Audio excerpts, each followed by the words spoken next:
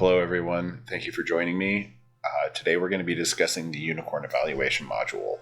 We're also going to discuss how to customize your views inside the evaluation module, integrating peaks, and exporting your results to different media, for example like PowerPoint or Excel or Word or something like that.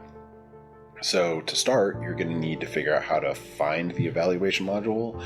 You'll do that by selecting the unicorn button down here at the bottom of the screen, and you're going to go all the way over to the right. It's usually on the right. Sometimes I think it moves around, but then you'll select the sub window that's got the little E at the top, and then this is what it should look like. There's another version of Unicorn Classic. There's another version of the Unicorn Evaluation module, which is called Classic Evaluation. And that's available in Unicorn 6 and 7, and I'll show that in another video. So today, after we have found the Unicorn Evaluation module screen, we're going to navigate to our result file, and you're going to use the navigation pane over here on the left. And I'm going to open the training folder that I'm using and my example result subfolder, and then these are the two results that come up. And then I can toggle between them if I want to see them in the preview pane over here on the right. So here's, for example, is the desalting run that we did when I was explaining the systems control module. And then here's an SEC run I liked that I did a few years back. So we're going to open this file. All right, so this is what you get. And it shows a UV peak and a conductivity peak, and for me, I like the way this is laid out. I think it's pretty good. If we wanted to, we can customize what curves we're looking at, and you can do that just by clicking this down arrow, and here's all the curves that were collected. I can turn on, for example, the pH or one of the other UVs. I didn't collect another UV curve, but I did collect the pH. I'm just gonna, I don't need this up here, and there's no real reason to have it, so I'm just gonna turn that off, and I'll close this just to keep things nice and neat and tidy. If I want to, I can also change the scale of the y-axis, and I'll do that by going to the Access tab up here, and in order to do that, I could just click on the maximum, let's just say I change it to 500. Click that, and then what I get is that it's been rescaled to 500. I'm going to take it back to 266, what it was before, and peak looks great. And if I want to, I can make right-handed axes if I want to. So let's say I decide I want to do that for conductivity, so I'll select conductivity there, so I can look at that, and I can toggle between these two as well. So this is percent beat concentration, and then here's back to conductivity, but conductivity is shown here on the right, so I don't think it highlights it. I'll go back to UV. Then I can also customize the x-axis if I want to, so I can go between, so right now it's mils, and then it goes to UV. Sorry, not UV, it goes to CV, which is column volumes, and I can also click it again, it goes to minutes. I'll take it back to mils because I think that looks best. Alright, so that's customizing your view. If I want to integrate these peaks, I want to integrate the UV peaks so I can find out the different percent between the left and right peak here, how much area is there underneath it. You would go, normally I would go to one of these tabs at the top and look for a conductivity button up here, an option to select, but it isn't there.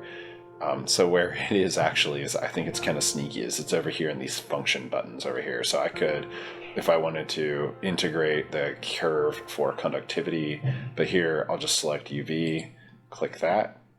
And so this is what Unicorn guesses is that I'm going to look at. And this requires some, adjustments in order to be able to get what I want to look at. What I want to see is, I want to see what is the area of the fractions that I collected. And ultimately, what is the percent area of that? So I started collecting fractions from this point right here, just a little bit above 100 mils. And I stopped collecting I stopped collecting fractions right here, like at this point. So first thing I can do though is, so I'm gonna have to make some adjustments.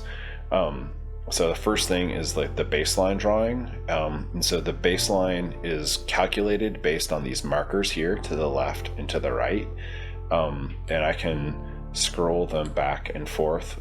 So for example, let's say I wanted to draw a baseline where it like sharply cuts off like for this trough right here. So I can draw this baseline over here, and then that will, and I draw like a really tight baseline right here. So you'll see that the baseline, it gets cut over there, and so it really cuts out on this peak. I'm going to move them back though, because I just want to have a baseline drawn for the whole thing. All right. So the other thing too that you can do is you can adjust how the area that you're looking at. So you can do that by looking at this, these markers that are within the peak. Originally, I don't know what happened to it. I think it's because I moved this baseline marker right here. But originally this baseline was all the way over here. And so I was just able to see the little blue dot there. So, you can draw this. I think it's sticking to the fractions. Yeah. So I can adjust that there by going to the left and the right. And so, what I want to accomplish is I want to see this area as part of the calculation. So I'm going to take this side of this fraction and move it over here. So it's like joining this one. And then I also collected a fraction here. And let's say there, I want to stop it there. I want to see what the difference is between these. And so now I can see that the percent area, I can go here. This is the peak table.